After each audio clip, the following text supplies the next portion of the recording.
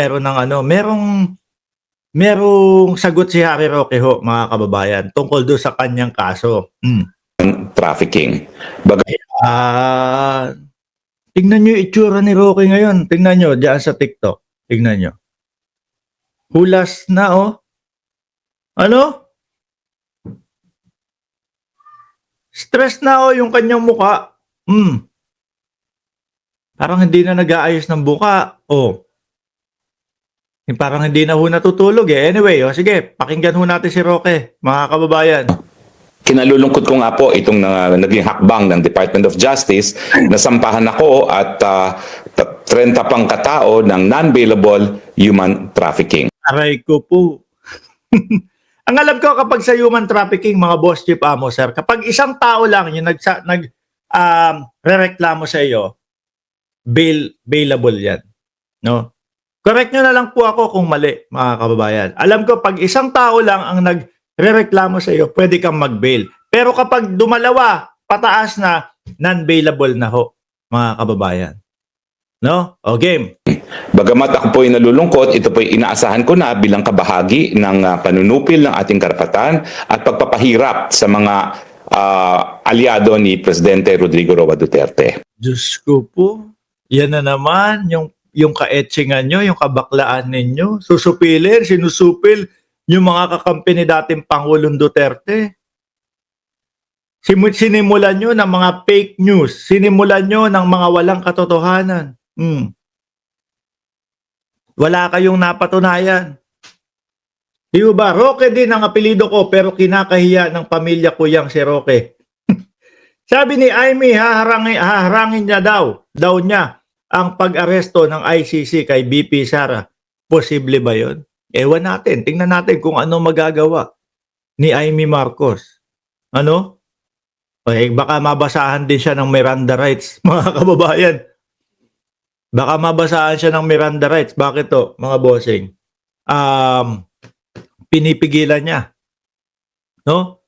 Ang pag-serve ng warrant of arrest kung sakali na may lumabas na gano'n. No, Roque, game! Uulitin ko po, ang pinagmula ng lahat nito, ang kanilang pagigipit sa akin ay dahil dyan sa pulboronic video na dati pa nilang pinagbibintangan ako na siyang nagpakalat. Huwag mong i-focus doon. No? Ang simula ng iyong pagtatago ay dahil hindi mo maipakita yung dokumento na ipinagmamayabang mo na susuporta sa sinasabi mong hindi galing sa Pogo yung pera mo. Yun, doon nag-umpisa, Harry Roque, ang iyong pagtatago. Di ba, Janelle Van der Hearst? Oh. Pinipilit ho kasi nila na i-connecta ho doon sa pulburon video. Actually, madidiin naman din ho siya doon, mga kababayan. Doon sa pag-connect-connecta niya sa pulburon video. Bakit to? Makita ng The Netherlands. Peke itong pinapakalat mo eh. Dapat ka nga talagang arestuhin. No. Sa ibang bansa ho, mga bossing, naku po, kung sa ibang bansa o ibang pangulo, iba ang pangulo ni Harry Roque, malamang po matagal nang nasa oblo ito. Gayunpaman, ako naman po ay nagagalak kung sino man talaga ang nag-supply niyang video na yan dahil naisiwalat ang isang katotohanan na dapat sagutin ng ating Pangulo. Anong katotohanan?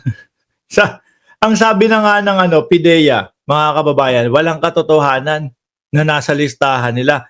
Dinawit nila si Maricel Soriano. Walang alam si Maricel Soriano. Hindi alam yung mga pinagkukwento o yung mga pinagsasasabiho nila. Mga kababayan. Di ba? Yung mga invento nila, wala pong alam. Si Maricel Soriano. Ay, Diyos ko. At yun ang issue na kung siya ba ay nasa tamang pag-iisip, kung siya nga ba ay tinatawag na bangag. Nananatili pa rin na aking posisyon na hindi pa rin po talaga na patunayan na siya ay bangag. Pero kinakailangan sagutin na po ng Presidente ang paratang na yan. So bagamat itong pagpapakalat na... Di ba ito din si Roque ang nagsabi, mga kababayan, nung panahon na sila ay namamayagpag doon sa kanilang mga posisyon, na siya ay speaker, no? Spokesperson, mga kababayan, ng dating Pangulo. Nung sila ay namamayagpag doon sa kanilang posisyon, ano po ang sigaw ng taong bayan? Magpa-drug test din si Pangulong si dating Pangulong Duterte. Siya po mismo ang nagsabi, no? Walang makakapagpa-drug test kay Pangulong Duterte. Samantalang ho, ang presidente natin ngayon, bago tumakbo, nagpa-drug test. Pagkatapos nung eleksyon, nagpa-drug test. Ngayon, ito, inuuto na naman po ng mga DDS, magpa-drug test na naman. Ano yun? Kala nyo DDS ang Pangulo? Uto-uto? Di ba, mga kababayan? Sa mga hilatsa ho ng mga mukha nitong mga to mas sasabihin mo, yung mga nagsasabing bangag ang Pangulo, yung mga magkakapatid na Duterte, wala lang ako yung picture Makikita mo si Basti Duterte nakagano, tapos ang lakas ng loob, bangag daw ang Pangulo. Yung mga hilatsa lang ng mga mukha ninyo mas mukha kayong mga tumira ng pinagbabawal na gamot Di ba? Ang pulboronic video ang dahilan sa pagigipit sa akin.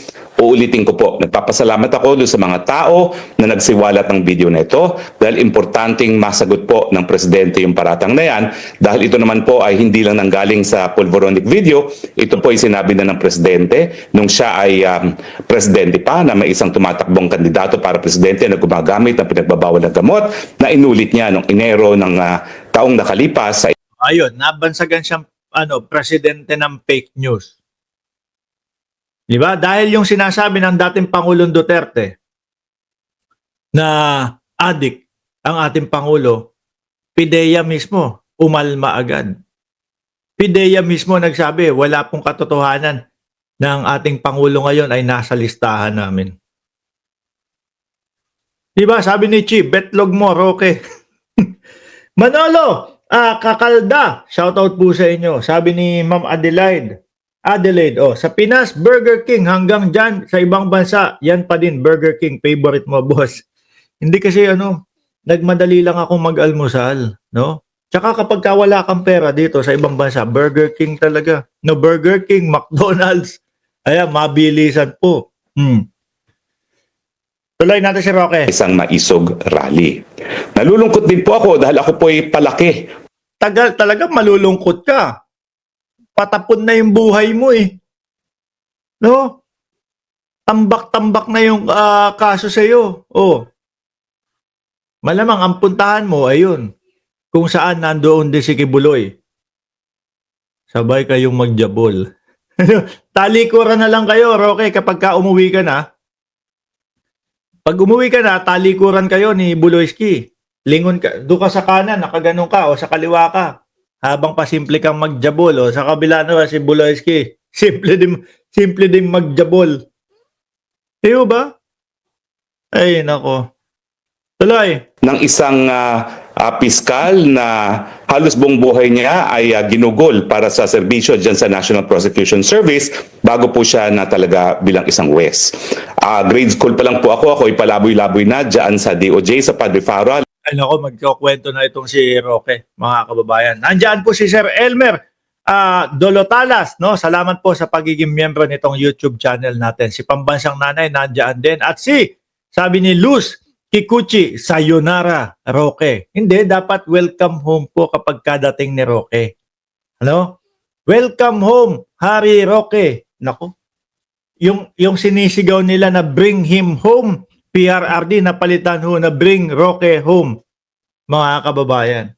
Magugulo ho sila Okay lang bumatikos sa gobyerno. Walang problema yan. Basta yung ibabatikos mo, may basihan at kumpleto rekado. Pero yung puro bunganga lang ho, mga kababayan, walang naka-back up na ebidensya, mali yun. Paano kayo paniniwalaan ng sambayan ng Pilipino kung panay bunganga lang ang gagamitin ninyo? Hindi nyo sasamahan ng ebidensya. Iyo ba? Hindi ubra sa mamamayang Pilipino yung ganong estilo. Konti lang yung mauuto ng mga ganyang estilo. Mga DDS lang ho.